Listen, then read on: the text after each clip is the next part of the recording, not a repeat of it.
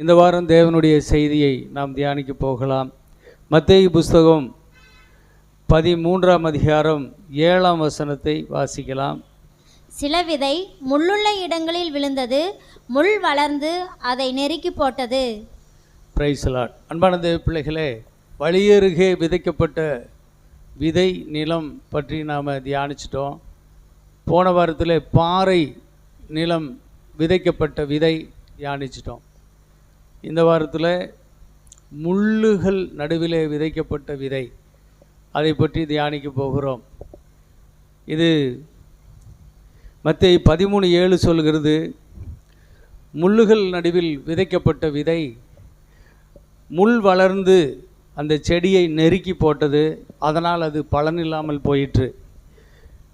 அதே மார்க்கு 7லும் லூக்கா 8:7லும் மத்தேயு 13:7லும் இதே வார்த்தையை வாசிக்க முடியும். முள் வளர்ந்து அந்த செடியை நெருக்கி போட்டது, அது பலனில்லாமல் போயிற்று. இதனுடைய விளக்கத்தை ஆண்டவர் சொல்லும்போது மத்தேயு 13:22 சொல்கிறாரு, முள்ளுள்ள இடங்களில் விதைக்கப்பட்டவன் வசனத்தை கேட்கிறவனாயிருந்தும் உலக கவலையும் ஐஸ்வர்யத்தின் மயக்கமும் வசனத்தை நெருக்கி போடுகிறதினால் அவனும் பலனற்று போவான். வசனத்தை நன்றாக கேட்கிறான், ஆனால் அதுதான் முள்ளு. உலக கவலை ஐஸ்வர்ய மயக்கம் வரும்போது அவன் நெருக்கப்பட்டு அந்த வசனத்தில் அவன் பலன் கொடுக்க முடியாமல் அவன் பலனற்று போகிறான். மார்க்கு 4:13 வாசிக்கும்போது உலக கவலையும் ஐஸ்வர்ய மயக்கமும் மற்றவர்களை பற்றிய இச்சையும் என்று சொல்லப்பட்டிருக்கிறது. லூக்கா 8:13 பிரபஞ்சத்துக்குரிய கவலை, ஐஸ்வர்ய மயக்கம், சிற்றின்பம் என்று சொல்லப்பட்டிருக்கிறது. இதை பற்றி இன்றைக்கு நாம் தியானம் செய்வோம்.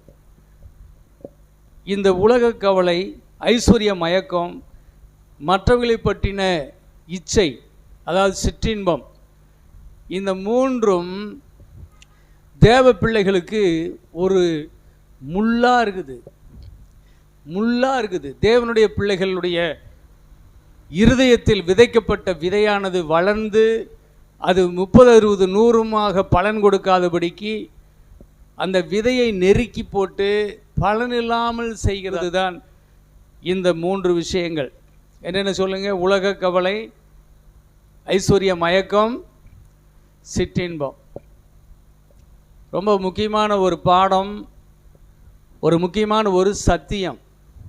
தயவுசெய்து கொஞ்சம் கவனம் எடுத்து இதை படிங்க. எரேமியா 4ஆம் அதிகாரம் 3ஆம் வசனம் முதல்ல படிங்க. யூதா மனுஷரோடும் எருசலேமியரோடும் கர்த்தர் சொல்லுகிறது என்னவென்றால், நீங்கள் முள்ளுகளுக்குள்ளே விதையாதிருங்கள், உங்கள் தரிசு நிலத்தை பண்படுத்துங்கள்.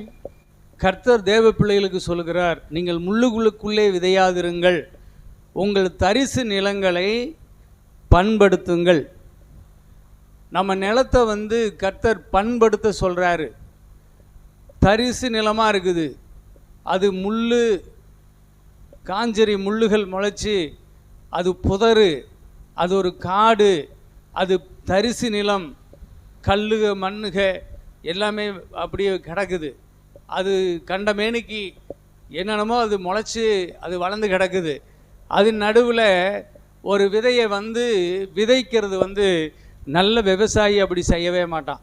நல்ல ஒரு விவசாயி முதல்ல நிலத்தை பார்த்தானா அந்த தரிசு நிலத்தை அவன் முதலில் பண்படுத்துவான். இதில் இருக்கிற முள்ளுகளை எல்லாம் நீக்கிட்டு அந்த நிலத்தை பண்படுத்தின பிறகு அதில் விதை விதைத்து அதில் நல்ல பலனை பெறுவான்.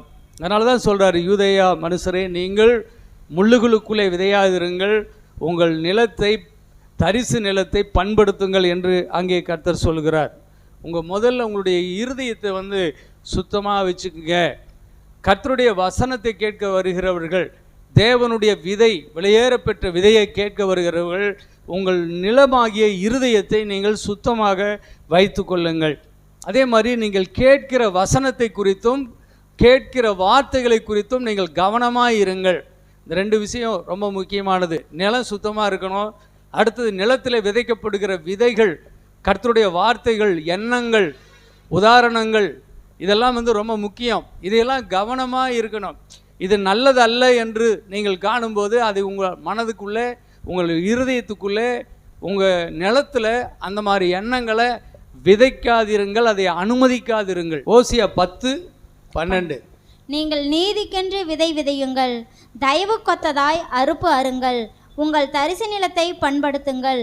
கர்த்தர் வந்து உங்கள் மேல் நீதியை வரிசிக்க பண்ணும் மட்டும் அவரை தேட காலமாயிருக்கிறது.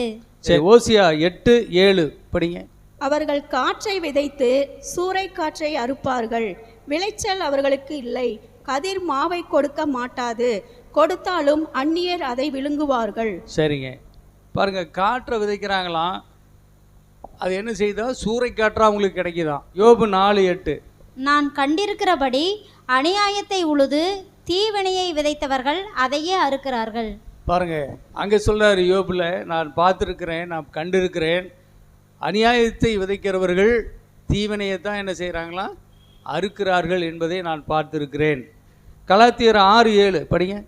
மோசம் போகாதிருங்கள், தேவன் நம்மை பரியாசம் பண்ண ஒட்டார். மனுஷன் எதை விதைக்கிறானோ அதையே அறுப்பான்.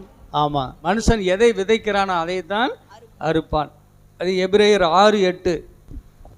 முள் செடிகளையும் முள் பூண்டுகளையும் முளைப்பிக்கிற நிலமோ தகாததாயும் சபிக்கப்படுகிறதற்கு ஏற்றதாயும் இருக்கிறது, சுட்டரிக்கப்படுவதே அதன் முடிவு.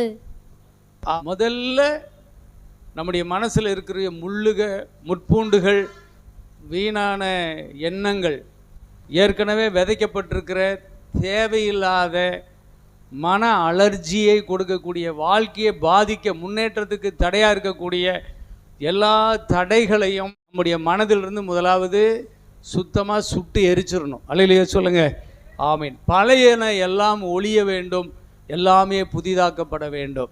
நம்ம எதை விதைக்கிறோமோ அதைத்தான் நாம் அறுப்போம் என்பதை நல்ல மனசில் வச்சுக்கிட்டு, கண்டதையும் மனசில் உள்ள அனுப்பாமல், நிலத்தில் விதைக்காமல் இருக்கிறதுக்கு எச்சரிக்கையாயிருங்கள்.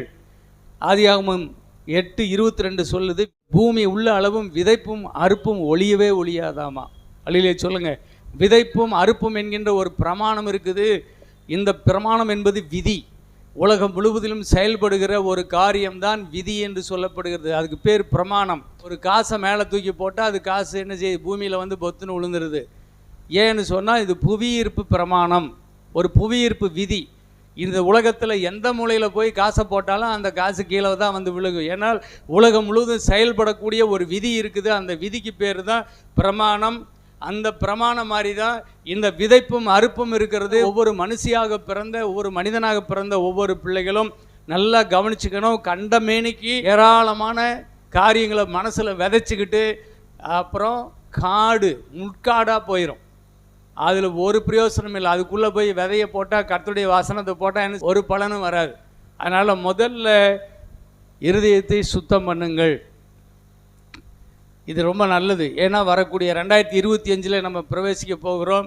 அதுக்கு நம்ம ஒரு வாழ்க்கையை, ஒரு புதிய எண்ணங்களை உடையவர்களாக 2025 பிரவேசிக்க வேண்டும். ஆகவே நம்முடைய இருதய சுத்திகரிப்பு ரொம்ப முக்கியம். 3 உண்மையிலுமே ரொம்ப முக்கியமானது. ஒன்று விதை, அது தேவனுடைய வசனம். அப்புறம் நிலம், அது மனிதனுடைய இருதயம். 3வது விதைக்கிறவன், பிரசங்கியாரையும் எல்லாரும் அவரும் ஏசுனார் தான் சொல்கிறாரு, இவரும் ஏசுனார்தான் சொல்கிறாருன்னெல்லாம் போயிட்டு இருக்கக்கூடாது. கடல் பாருங்கள், கடல் நிறைய மீன் இருக்குது. நிறைய பேர் போட்டில் போய் வலையை விரிக்கிறாங்க. வலையில் வர்ற மீன்களை எடுத்துகிட்டு போய் அவங்கவுங்க சர்ச்சுக்குள்ளே வச்சுக்கிட்டு அவங்கவுங்க சபையின் உபதேசங்களை போதித்து அந்த பிள்ளைகளை வளர்க்கிறார்கள். நீங்கள் கேட்கிறதை பற்றி கவனமாக இருங்கள் என்று கர்த்தர் சொல்கிறார். நீங்கள் கேட்கிற வசனத்தை குறித்து கவனமாக இருங்க. யார் இடத்துல கேட்கிறீர்கள் என்று நீங்கள் தெரிஞ்சு கொள்ளுங்க. இது எனக்கு ரொம்ப பிடிக்கும், இது சிலுவை. ஏன்னா என்னை வளர்த்த மிஷினரி உள்ளாடம்மா அவங்க நான் கண்ணை திறந்து பார்த்த நாள்லேருந்து அவங்க கழுத்தில் இது இருந்துச்சு. அவங்க எனக்கு ரொம்ப பிடிக்கும். அவங்க தான் என்னை தூக்கி வளர்த்தவங்க. அந்த மிஷினரி அம்மா அவங்க காலம் முடிஞ்சிருச்சு. இன்னைக்கு ஒரு நாள் அதே மாதிரி வெள்ளி செயினில் அதே மாதிரி ஒரு சிலுவை என்னுடைய கழுத்தில் பிஷப்பை அவங்க எனக்கு போட்ட பொழுது எனக்கு ஒரு மகிழ்ச்சி. ஒரு மிஷினரி ஊழியம், ஒரு அம்மாவுடைய மிஷினரி ஊழியம் முடிஞ்சது. அடுத்த மிஷினரி நான். அல்லேலூயா. கர்த்தர் எனக்கு அந்த ஊழியத்தை கொடுத்திருக்கிறார். என்னுடைய வாழ்நாள் முழுவதும் இதை போட்டு ஊழியம் செய்ய எனக்கு கொடுக்கப்பட்ட ஒரு பவர். சிலுவையெல்லாம் எல்லாரும் போட முடியாது, அங்கியெல்லாம் எல்லாரும் போட முடியாது, கிரீன் இங்கில் பச்சை இங்கில் சைன் பண்ணுறதெல்லாம் எல்லாரும் பண்ண முடியாது. எனக்கு அது கொடுக்கப்பட்ட ஒரு அதிகாரம், அது கடவுளால் எனக்கு கொடுக்கப்பட்ட ஒரு கிருபை. மற்ற ஊழியக்காரங்க அதை செய்ய முடியாது. அவங்க மாதிரி தான் நானும் வந்தேன். திடீர்னு எனக்கு இப்படி ஒரு லிஃப்டப் ஆயிடுச்சு, கடவுள் உயர்த்திட்டாரு. ஆனால் என்னுடைய நிலைமை அவங்களுக்கு இல்லை. அப்படிங்கிறதுனால இவனெல்லாம் ஆயிரதானு பொறாமப்பட்டுக்கிட்டு பேசிகிட்டு இருக்கிறாங்க. என் சபை மக்கள் உண்மையாகவே பாக்கியவான்கள். எனக்கு தெரியும் நல்ல சத்தியம் என்னிடத்தில் உண்டு. நல்ல சத்தியத்தை என் ஜனங்களுக்கு நான் போதித்து கொண்டிருக்கிறேன். விதை ரொம்ப முக்கியம், நம்ம ஏற்றுக்கொள்கிற நிலம் ரொம்ப முக்கியம். மூன்றாவது விதைக்கிறவன் முக்கியமானவன். காற்றை உள்ளத்தில் விதைச்சா கூட அது வளர்ந்து எப்படி ஒரு செடி 30, 60, 100 வளர்ந்து பலன் தரும். அது மாதிரி அந்த காற்று வெறுங்காற்று சூறாவளி காற்றா வெளியில் வருதாமா, எப்படி இருக்குது பாருங்க. அப்படியெல்லாம் இருக்கிறதுனால நீங்கள் கேட்கிறதை குறித்து கவனமாக இருங்கள். அதான் முதல் சத்தியம். முதலாவது உலக கவலை. இதை குறித்து ஒரு விளக்கத்தை நான் கொடுக்க வேண்டும். மத்தேயு 6ஆம் அதிகாரம் 24ஆம் வசனம். 2 எஜமான்களுக்கு ஊழியம் செய்ய ஒருவனாலும் கூடாது. ஒருவனை பகைத்து மற்றவனை சிநேகிப்பான், அல்லது ஒருவனை பற்றி கொண்டு மற்றவனை அசட்டை பண்ணுவான். தேவனுக்கும் உலகப் பொருள்களுக்கும் ஊழியம் செய்ய உங்களால் கூடாது. 2 எஜமானுக்கு ஒருவன் ஊழியம் செய்ய முடியாது.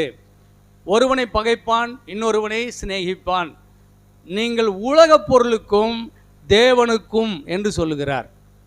2 எஜமானிங்கிறது இங்கே யாருங்க? ஒன்று உலகப் பொருள், இன்னொன்று தேவன். ஏனென்றால் இது வேற அது வேற. இது வெளிச்சம் என்றால் அது இருள். ரெண்டுமே ஒத்து போகவே போகாது. ஒருவனை பகைத்து ஒருவனை சிநேகிக்க வேண்டி இருக்கும். மத்தேயு 7:13 படிங்க. இடுக்கமான வாசல் வழியாய் உட்பிரவேசியுங்கள். கேட்டுக்கு போகிற வாசல் விரிவும் வழி விசாலமுமாய் இருக்கிறது, அதன் வழியாய் பிரவேசிக்கிறவர்கள் அநேகர். இடுக்கமான வாசல், அதில் பிரவேசிங்க. கேட்டுக்கு போகிற வாசல் வழி விசாலமாக இருக்குது, அதில் பிரவேசிக்கிறவர்கள் அநேகர். 2 வழி இருக்குதுங்க. ஒன்று இடுக்கமான வாசல், இன்னொன்று கேடு அழிவுக்கு போகிற வாசல். அது வழி விசாலமாக இருக்குது, போயிடலாம். உலகத்தை பற்றின ஒரு கவலை. உலகத்தில் ஒரு குழந்தைன்னு ஒன்று பிறந்து விட்டாலே அந்த குழந்தைக்கு இந்த உலகத்தை குறித்த ஒரு கவலை அப்படியே போக போக வந்துடும். குழந்தை பிறந்தோடனே பெற்றோர்களுக்கு கவலை வருதில்ல, இந்த குழந்தைக்கு என்ன செய்ய போகிறோம், இப்படி எதிர்காலம் எப்படி இருக்க போகுது, அதுக்கு என்ன நம்ம செய்யணும், என்ன சேர்த்து வைக்கணும், என்ன படிக்க வைக்கணும், உலக கவலை வருதில்ல. நீங்களாம் ரொம்ப கஷ்டம். ஒரு குழந்தை அது கொண்டு போய் எல்கேஜி யூகேஜியில் சேர்த்துட்டாவே அதுக்கே 1.5 லட்ச ரூபா ஃபீஸ் கட்ட சொல்கிறாங்க. 1 லட்ச ரூபாய் சம்பாரித்து கண்ணில் பார்க்குறதே பெரிய விஷயமா இருக்குது. வருஷம் குழந்தைகளுக்கு இந்த சின்ன பிள்ளை எல்கேஜி பிள்ளை அவளுக்கு 1 லட்ச ரூபா 1.5 லட்ச ரூபா ஃபீஸ் கட்டி படிக்க வைக்கணும். அப்படின்னா இவங்க வீடு வாங்கி, இவங்க நிலம் வாங்கி, இவங்க வாழ்ந்து எப்படி வாழ்கிறது? இது மாதிரியெல்லாம் சில விஷயங்கள் யோசிக்க வைக்குது இந்த உலகம். அதான் இயேசு சொல்கிறாரு, நீங்கள் உலகத்தை பற்றி கவலைப்படுகிறீர்கள். உண்ண என்ன செய்வது, குடிக்க என்ன செய்வது, உடுக்க என்ன செய்வது, உலகத்தில் நாம் வாழ்வதற்கு ஒரு வீட்டுக்கு என்ன செய்வது, நாம் என்ன செய்வது, உலக பொருள்கள் வேணுமே, நமக்கு என்ன செய்வது? இதை பற்றினதான ஒரு கவலை ஒரு மனிதனுக்கு உண்டாகுது. ஆகவே இந்த கவலைகள் எல்லாம் தீர பிசாசு உலகப் பொருள், இயேசு கடவுள்னு ஒன்று வேண்டியதே இல்லைங்க. தேவனே தேவையில்லை, உலகப் பொருள் கிடைக்கும். கிடைக்குமா கிடைக்காதுங்களா? உலகத்தில் கவலைப்பட்டு போனால் உலகத்தில் வேலை கிடைக்கும், உலகத்தில் பணம் கிடைக்கும், உலகத்தில் நமக்கு வேண்டிய தண்ணி உடை எல்லாமே கிடைக்கும். இன்றைக்கி ஞாயிற்றுக்கிழமை கூட விசுவாசிகளை லீவ் விட மாட்டேங்கிறாங்க ஓனருக்கு. ஏன்னு கேட்டால், நீ அங்கே போயிட்டீங்கன்னா செய்யும் தொழிலே தெய்வம், வாயை மூடிட்டு இங்கே செய்யுங்கிறான். அங்கே சர்ச்சு ஓடிட்டு இருக்குதுன்னா அதுக்கெல்லாம் போகக்கூடாது, போகிறதுனா வீட்டுக்கு போயிடு அப்படிங்கிறான். அப்படியானால் அவனை யார் பிடித்து வைத்து கொண்டார்கள்? உலக கவலை, ஐயோ இந்த வேலையை விட்டு போயிட்டோம்னா அடுத்து நம்முடைய பிழைப்புக்கு என்ன பண்ணுவது அப்படின்னு சொல்லி இயேசுனார். தேவன் வேண்டாம் என்று உலகத்தை நேசித்து இந்த வேலையை பற்றி கொண்டு ஞாயிற்றுக்கிழமையே எல்லா ஞாயிற்றுக்கிழமையும் லீவு போ. அப்போ கடவுளற்ற ஒரு வாழ்க்கை அவனுக்கு உருவாகிறது. அருமையான தேவ பிள்ளைகளே, அப்போ இந்த உலகம் ஒரு மனிதனை எப்படி பிடித்து வைத்திருக்கிறது பாருங்க. உலக கவலை ஒரு மனுஷனுக்குள்ளே கொடுக்கப்படுகிறது. அந்த உலக கவலையில் அவன் போகும்போது அதை குறித்த ஒரு உலகத்துக்குள்ளே இருளின் ராஜ்யம், அது தேவனற்ற ராஜ்யம். ஒளி இல்லைங்க, ஒளிதான், தேவன் தான் ஒளி. இருளான ஒரு ராஜ்யம், கேட்டுக்கு போகிற வாசல், அழிவுக்கு போகிற வாசல் விரிவாக இருக்கிறது. இதில் போனால் தான் வாழ முடியும். அதில் கோடிக்கணக்கான மக்கள் ஓடிக்கொண்டிருக்கிறார்கள். நீ எங்கே ஓட போற? அதான் கேட்குறார். உலக கவலை இது இப்படி தான் நெருக்குது மனிதனை. இப்போ விஷயம் வருது, உலக பொருளா அல்லது தேவனா, யாரை தேர்ந்தெடுக்க போகிறாய்? நம்ம சர்ச்சில் ஒரு சிஸ்டர் இருக்கிறாங்க. இவங்க நிறைய வேலைக்கு போயிருக்கிறாங்க. ஆனால் போகிற வேலையிலெல்லாம் ஞாயிற்றுக்கிழமை கட்டாயப்படுத்தி வேலையில் இருக்க சொன்னாங்கன்னா அந்த வேலை வேண்டான்ருவாங்க. அது எவ்வளவு சம்பளம் வந்தாலும் சரி, அந்த சம்பளம் வேண்டாம், வேலை வேண்டாம், எனக்கு ஞாயிற்றுக்கிழமை தான் எனக்கு வேணும், சர்ச்சு தான் எனக்கு வேணும் அப்படிம்பாங்க. அப்படி எத்தனையோ நாட்கள் எத்தனை வேலைகளை அவங்க கழிச்சு விட்டுட்டு இயேசு தான் வேணும்னு, ஆராதனை தான் வேணும்னு உட்கார்ந்துருக்குறாங்க. நான் அவங்கள பார்த்துருக்குறேன். ஆண்டவரே, இப்படி ஒரு தெய்வ பக்தி உள்ள பிள்ளை இருக்கிறாங்களே, இவங்களுக்கு ஒரு நல்ல வழி வேணுமேனு அவங்களுக்காக நான் அநேக நாள் கர்த்தரை நோக்கி ஜெபம் பண்ணி கொண்டு இருந்தேன். இப்போ சமீபத்தில் ஒரு வேலை கிடச்சிது, நல்ல சம்பளம். முன்னெல்லாம் கிடச்ச விட ஒரு நல்ல சம்பளம், உயர்ந்த சம்பளம். அது மட்டும் இல்லை, அவங்களுக்கு இன்றைக்கி சண்டே லீவே கொடுத்துட்டாங்க. அல்லையே சொல்லுங்க பார்ப்போம். அவங்க ஓப்பனாக சொல்லிட்டாங்க, அம்மா நான் ஒரு கிறிஸ்தவள், நான் சர்ச்சுக்கு போவேன், எனக்கு சண்டே லீவு வேணும். அவங்க அதெல்லாம் முடியாது அப்படின்னாங்க. சரி, எனக்கு பர்மிஷனாவது கொடுங்க. அப்படி 2 வாரம் பர்மிஷன் கேட்டு வந்தாங்க. அப்புறம் அவங்களே பார்த்துட்டு இவங்க ஜெப தபத்தில் உறுதியாக இருக்கிறதை பார்த்துட்டு அவங்க சண்டே ஆனால் அவங்களுக்கு லீவுனே கொடுத்துட்டாங்க. அல்லையிலே சொல்லுங்க பார்ப்போம். இப்போ சம்பளம், நல்ல சம்பளம், நல்ல வேலை, நல்ல சண்டேவுக்கு லீவு. இப்போ அவங்க தேவனோடு இருக்கிறார்கள். அல்லையிலே சொல்லுவாம. ஒரு வேளை கண்டிப்பாக ஞாயிற்றுக்கிழமை நீ போகக்கூடாதுன்னு சொல்லிட்டாங்கன்னா அந்த வேலையும் முடிச்சுடுவாங்க. எனக்கு வேண்டாம் அப்படின்னு வந்துடுவாங்க. அது அவங்களுடைய குணம். ஏனென்றால் அவர்கள் தேவனை பற்றி வாழ்கிறார்கள். அல்லையிலே சொல்லுவாம. ஆமென். சரிங்க, இதுதாங்க உலகத்தை நேசிப்பதும் தேவனை. உலகமா தேவனா, உலக கவலையா தேவனா அப்படிங்கிறத இந்த கேள்வி. அதான் மத்தேயு 6:24. இது இயேசுவுக்கே இந்த சோதனை வந்துச்சு. இதை பற்றி நான் உங்களுக்கு இப்போ சொல்ல போகிறேன். மத்தேயு 4ஆம் அதிகாரம் 3ஆம் வசனம் 4ஆம் வசனத்தில் இயேசு 40 நாள் உபவாசம் பண்ணி ஜெபம் பண்ணுறாரு. ஜெபம் முடிஞ்சுது. பசி பயங்கரமாக இருக்குது. ஏன்னா அவர் மனுஷன் இல்லையா, உலகத்தில் தானே வாழ்கிறாரு. இந்த உலகத்தில் அவருக்கு பசி வரும் இல்லை, பயங்கர பசி. அப்போ கரெக்டாக பிசாசு வரான். பிசாசு வந்து சொல்கிறான், தேவகுமாரனே ரொம்ப பசிக்குதா, நீ தான் தேவகுமாரன் ஆயிற்றே, இந்த கல்லுகளையெல்லாம் அப்பமாக்கி சாப்பிடு அப்படிங்கிறான்.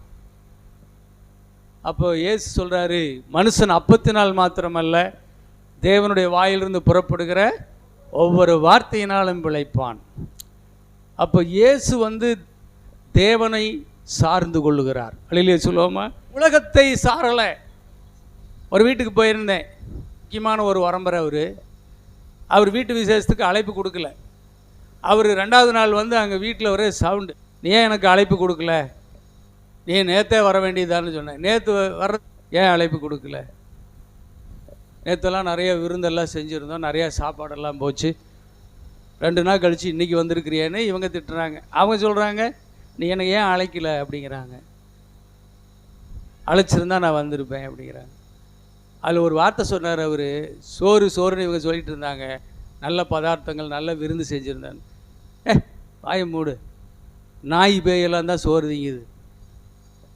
சோத்துக்காகவா ஒரு மனுஷன் அலையுவான்? நம்ம வாழ்கிறது மானத்துக்காக, மரியாதைக்காக வாழணும் இல்லை. அலையாத வீட்டுக்கு எப்படி வந்து உட்காந்துட்டு உன் சோத்துக்காக எவனாவது வருவானாங்க?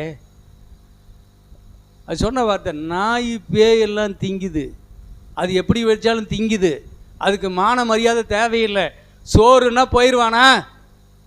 சோறுனா எதை வேணா திங்க போயிடுவானா? ஐயோ சோத்துக்கு என்ன பண்ணுறது, ஞாயிற்றுக்கிழமை போனால் சோத்துக்கு என்ன பண்ணுறது, இல்லையா எப்படி வேணா போவையா? புலி பசித்தாலும் புல்லை திங்காது, புலி பசித்தாலும் புல்லை திங்காது. அது மாதிரி ஒரு வைராக்கியம் வேணும். என்னதான் பசி வந்தாலும் சரி, என் தேவன் கொடுத்தா சாப்பிடுவேன், தேவன் கொடுக்கலன்னா சாப்பிட மாட்டேன். கர்த்தரால் வராதது யாவும் பாவம், விசுவாசத்தினால் வராதது யாவும் பாவம். எதுவுமே தேவனால் வந்தால் நான் ஏற்றுக்கொள்வேன், அப்படி ஒரு மன உறுதி வேணும். அதான் இயேசுக்கு அன்னைக்கு இருந்துச்சு. போடா பிசாசே, சோத்துக்காக எப்படி வேணாலும் போய் திங்கிற ஆள் கிடையாது. என் தேவனுடைய வார்த்தையில் வாழ்கிறவன் நான், தேவனில் வாழ்கிறவன், தேவனுடைய வார்த்தையில் வாழ்கிறவன் சொன்னார் பாருங்க. பிசாசு அப்பவே ஓடி போயிட்டான். அப்புறம் மறுபடியும் வரான். மறுபடியும் வந்து உப்பிரியில் கொண்டு போய் இயேசுவை நிறுத்தி காட்டி, எட்டி குதிங்க, தேவதூரில் வந்து உன்னை தாங்குவார்கள், பார்க்கலாம், எழுதி இருக்குது இல்லை, எழுத்து வச்சு தானே ஜெயிக்கிறேன், இப்போ என்ன பண்ணுவேன் அப்படிங்கிறான் பிசாசு. அப்போ சோத்திரம். அருமையான தேவ பிள்ளைகளே, அப்போ தேவனுடைய வசனத்தை குறித்த சந்தேகப்படும்படி வைக்கிறான். கர்த்தருடைய வார்த்தை சொன்னால் சொன்னதுதான். வான பூமி ஒளிந்தாலும் அவருடைய வார்த்தையை ஒரு எழுத்து ஒரு உறுப்பு ஒழியாது. தேவைப்படும் போது அந்த வார்த்தையை நிறைவேற்ற அவரே வருவார். நான் குதிச்சு அவர் வந்து காப்பாற்றுறாரான்னெல்லாம் டெஸ்ட் பண்ணக்கூடாது. அது சொல்லப்பட்டிருக்கிறது, உன் தேவனாகி கர்த்தரை பரீட்சை பாராதிருப்பாயாக, உன் தேவனாகி கர்த்தருடைய நாமத்தை வீணிலே வழங்காதிருப்பாயாக எழுதியிருக்கிறது. இயேசு கிறிஸ்துவோ ஞானமாய் தேவனை சார்ந்து கொள்கிறார். அல்லேலூயா சொல்லுங்க பார்ப்போம். ஆமாம், இது மாதிரி உங்களுக்கும் சோதனைகள் வரும்.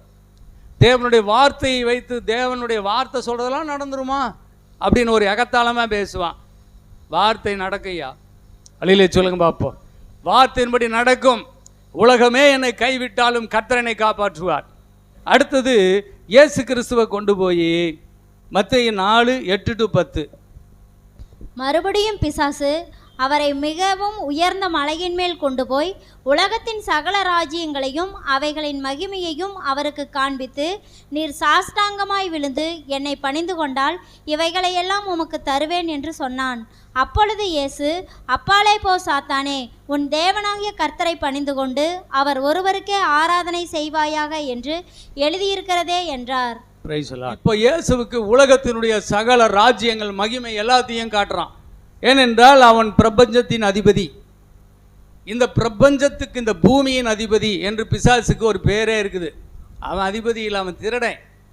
உண்மையான ஒரிஜினல் அதிபதி யார் தெரியுமா? ஆதாம் முதல் அதிபதி. தேவன் தான் இதை ஆதாமுக்கு கொடுத்தார்.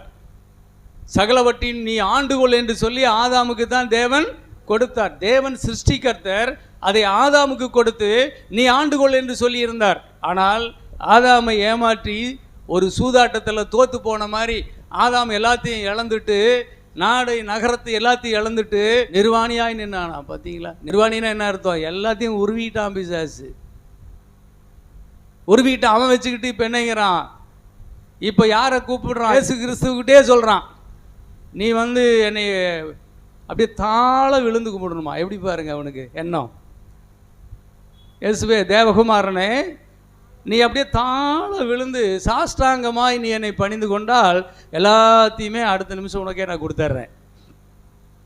அப்படின்னா இதில் என்ன விஷயம் அப்படி இருக்குதுன்னு சொன்னால், பிசாசனுடைய இந்த உலகத்தின் அதிபதியாகிய பிசாசனுடைய ஒரு எண்ணம், அவனுக்குள்ளே இருக்கிற ஒரு தேவனுக்கு எதிரான ஒரு தீய எண்ணம் இதில் வெளிப்படுது. என்னன்னா, அவன் ஒரு ஆராதனை விரும்பி, அவன் தன்னை ஜனங்கள் எல்லாரும் பணிந்து கொள்ள வேண்டும், சாஷ்டாங்கமாய் விழுந்து அவனை ஆராதிக்க வேண்டும் என்று பிசாசு ஒரு விருப்பம் கொள்ளுகிறவனாய் இருக்கிறான். அவனுடைய எண்ணம் இதில் வெளிப்படுது. அப்போ இயேசு என்ன சொன்னார் தெரியுமா? உன் தேவனாகிய கர்த்தர் ஒருவரை மட்டுமே பணிந்து கொண்டு அவர் ஒருவருக்கே ஆராதனை செய்வாயாக என்று எழுதி இருக்கிறது. நீ அப்பாலே போ சாத்தானே என்று அவனை கடிந்து கொண்டார். உடனே அவன் அப்பாலே போய்விட்டான். இந்த உலகத்துக்கு அதிபதியாகிய பிசாசுக்கு இயேசு எந்த இடத்துக்கும் விட்டு கொடுக்கல. உலக கவலைக்குள்ளே அவர் மாட்டிக்கொள்ளவில்லை. அல்லேலூயா சொல்லுங்க பார்ப்போம். உலகத்தில் நீ வாழணும்னா என்னுடைய சப்போர்ட் இல்லாமல் நீ வாழ முடியாது. நீ தேவனுடைய குமாரனை ஆனாலும் என் சப்போர்ட் உனக்கு தேவை. அப்படிங்கிறது தான் பிசாசு. ஆனால் இங்கே ஒரே ஒருவர் மட்டும் எழும்பி நின்று, உன் தயவு இல்லாமல் என் தேவனுடைய தயவை கொண்டு என்னால் வாழ முடியும் என்று ஒருவர் சத்தமிட்டு பேசி சாதித்து காட்டினார். அவர்தான் இயேசு கிறிஸ்து. அவர்தான் இயேசு கிறிஸ்து. அவர் உலக கவலையை வென்று விட்டார். உலக கவலை அவரை மேற்கொள்ளவே இல்லை. உலகத்தையும் உலக கவலைகளையும் இயேசு மேற்கொண்டு தேவனை சார்ந்து ஜெயம் எடுத்தார். அதான் முள்ளு வருது, பிசாசு முள்ளு கொண்டாந்து போடுறான். பலவிதமான சிக்கல்கள். ஐயோ, சோத்துக்கு என்ன பண்ணுவேன், துணிமணிக்கு என்ன பண்ணுவேன், கிறிஸ்மஸ் வந்துருச்சு, அல்ல ஏழை மக்களுக்கு துணி கொடுக்கணுமே என்ன செய்வேன், சாப்பாடு போடு என்ன செய்வேன், பலவிதமான நெருக்கங்கள். உலகப் பொருளா அல்லது பிசாசா அல்லது தேவனான்னா தேவன்தான் என்று சொல்லக்கூடியவர்களாக இருப்பது தான் உலக கவலையை மேற்கொள்வது. நீங்கள் ஆகாயத்து பறவைகளை காட்டிலும் காட்டு புஷ்பங்களை காட்டிலும் நீங்கள் விசேஷித்தவர்கள். உங்கள் பரமபிதா உங்களை பிழைப்பூட்டுவது அதிக நிச்சயம். இதை விசுவாசிக்கிறவர்கள் பதற மாட்டார்கள். இதை விசுவாசிக்கிறவர்கள் உலக கவலையிலிருந்து வெளியே வந்து சந்தோஷமாய் வாழ்வார்கள். சரிங்களா? அப்போ விதை, நிலம், அப்புறம் விதைக்கிறவன் முக்கியம், அது பார்த்தோம். இப்போ உலக கவலையிலிருந்து விடுபட்டு தேவனை சார்ந்து வாழ்வது எப்படி என்பதை இப்போ தியானிச்சிட்டோம். இதில் இன்னொரு விஷயம் இருக்குது, அது சொல்லிடுறேனே.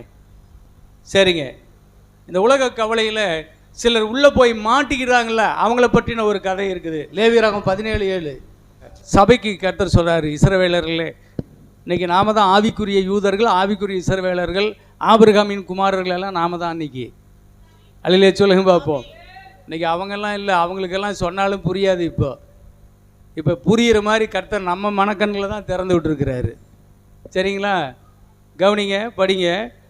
போரமார்க்கமாய் பின்பற்றுகிற பேய்களுக்கு தங்கள் பலிகளை இனி செலுத்தாதிருப்பீர்களாக. இது அவர்கள் தலைமுறை தோறும் அவர்களுக்கு நித்திய கட்டளையாய் இருக்க கடவது. உபாகமம் 32:17 அவர்கள் தேவனுக்கு பலியிடவில்லை, தாங்கள் அறியாதவைகளும் தங்கள் பிதாக்கள் பயப்படாதவைகளும் நூதனமாய் தோன்றின புது தெய்வங்களும் ஆகிய பேய்களுக்கே பலியிட்டார்கள். நூதனமாய் தோன்றின புதிய தெய்வங்களாகிய பேய்களுக்கு அவர்கள் பலியிட்டார்கள். அப்புறம் சங்கீதம் 106:37 அவர்கள் தங்கள் குமாரரையும் தங்கள் குமாரத்திகளையும் பிசாசுகளுக்கு பலியிட்டார்கள். ஆமா, பாருங்க என்ன கொடுமை பார்த்தீங்களா? அந்த காலத்தில் இந்த காலத்தில் கூட நடக்குதுங்க. இந்த காலத்தில் கூட நடக்குது. நீ குடும்பத்தில் நீ நல்லா இருக்கணும், நல்லா ஐஸ்வர்யம், உனக்கு பணமெல்லாம் நிறையா வரணும், பெரிய கோடீஸ்வரன் ஆகணும் அப்படின்னா உன்னுடைய மூத்த மகனை கொண்டு வந்து அல்லது மூத்த மகளை கொண்டு வந்து நீ கொண்டு வா, பலி செலுத்துறீன்னா உன் குடும்பத்தில் பணம் ஓஹோன்னு கொட்டும், வறுமையே போயிடும்.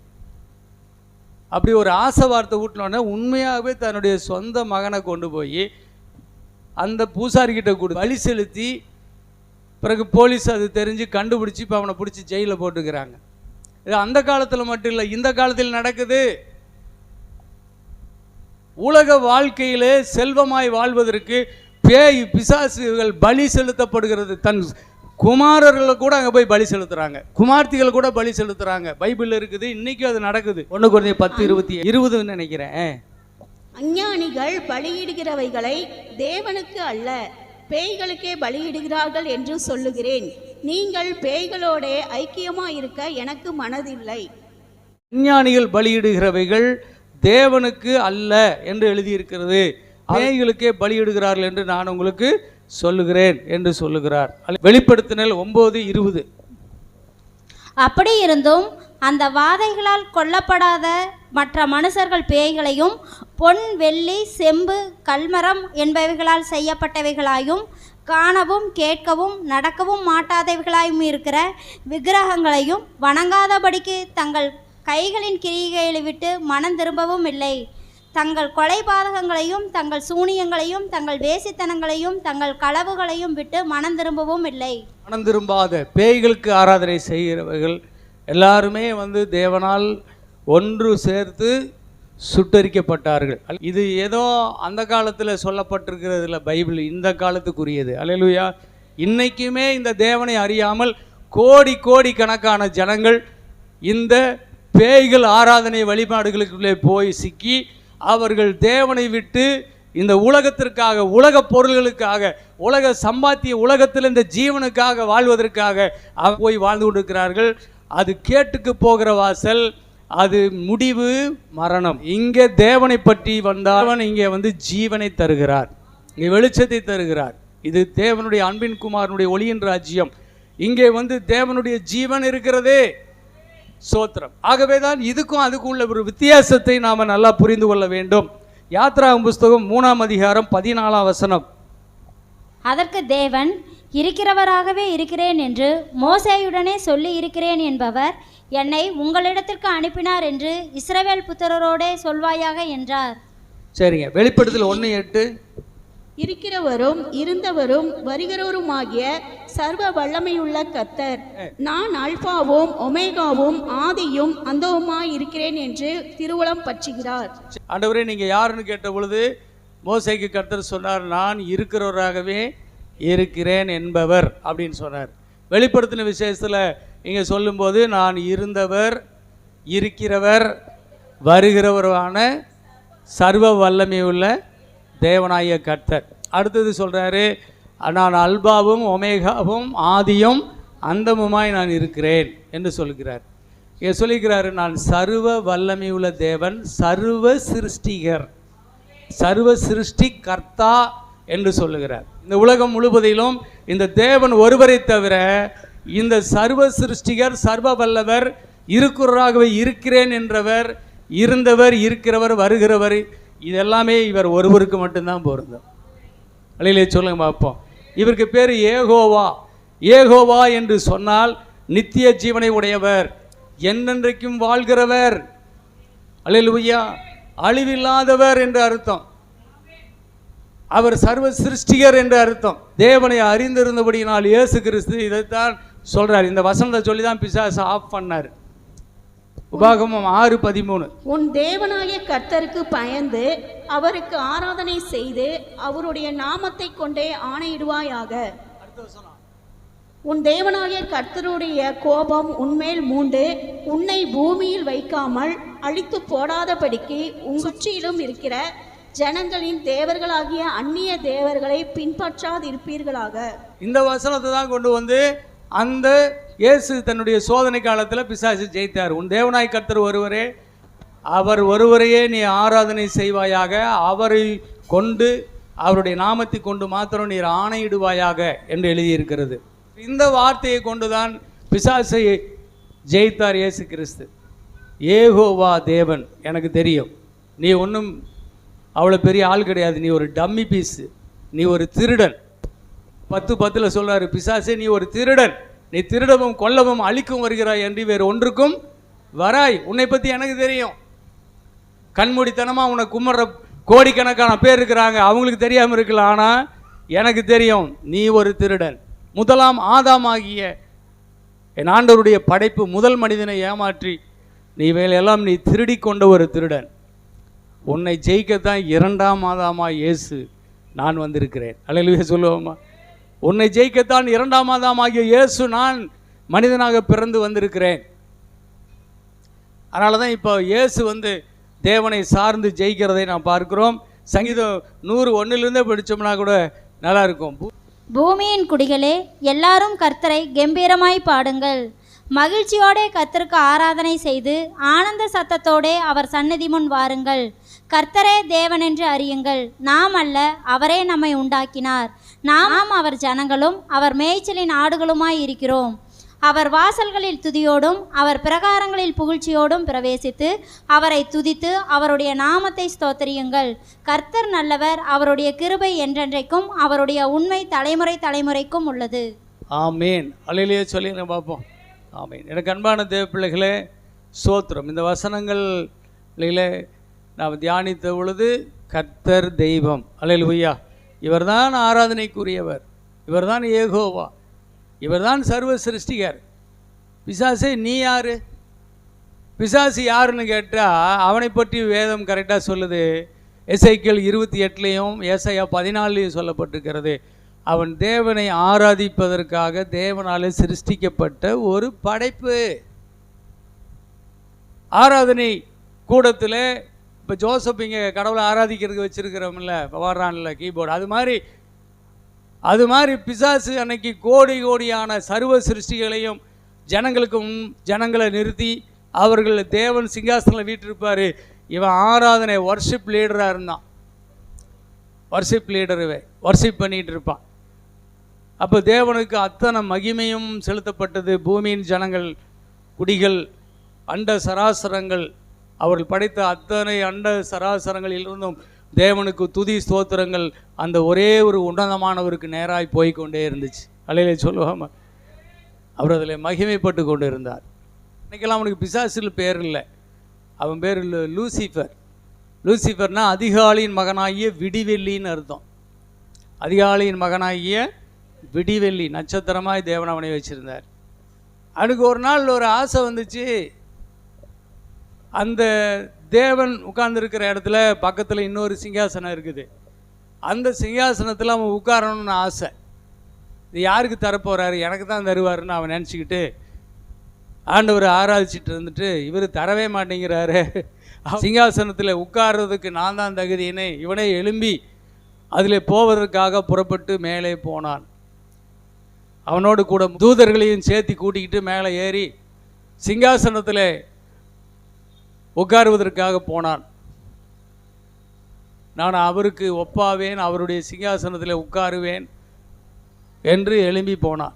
ஏன்னா அந்தளவுக்கு இவன் உருவாக்கப்பட்டிருந்தான். அவ்வளோ அழகு, முத்துரை மோதிரம், அவனுடைய சௌந்தரியம், அவன் அசஞ்சானா ஒரு எல்லாத்துலேயுமே நாதஸ்வரம், கிண்ணாரம் எல்லாமே முழங்கும். அப்படி ஒரு விசித்திர வினோதமாய் சிருஷ்டிக்கப்பட்ட ஒரு படைப்பு அவன் படைப்பு. அதனால் ரொம்ப பெருமை. பிசாசு வீழ்ந்து போனது எதனாலன்னு சொல்லப்பட்டிருக்கிறது, பெருமையினால தான் அவன் விழுந்து போனான். பெருமை. அதாவது மேலே எழும்பி தேவனுக்கு சமானமாக போய் உட்காரன்னு போகும்போது கர்த்தர் அவனை அடித்தார். கர்த்தர் அவனை அடித்தார். அவன் கீழே விழுந்தவன் தான் இன்னைக்கு ரைட்டான், பிசாசா மாறி தேவனுடைய சத்ருவா மாறி. அவன் விழுந்தபோது தான் ஆதியாகமம் 1 அதிகாரம் 1 வசனத்தில் தேவன் வானத்தையும் பூமியும் சிருஷ்டித்தார். அழகாக இருக்கும். தேவன் படைச்சா எங்காவது கெட்டு போகுமா? அடுத்து 2வது வசனம் சொல்லுது, எல்லாம் ஒழுங்கின்மையும் வெறுமையுமா போச்சு, இருள் வந்துச்சு.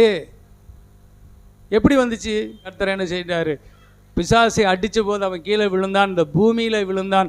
பூமி ஒழுங்கின்மையும் வெறுமையுமா போச்சு, இருள் உண்டாச்சு.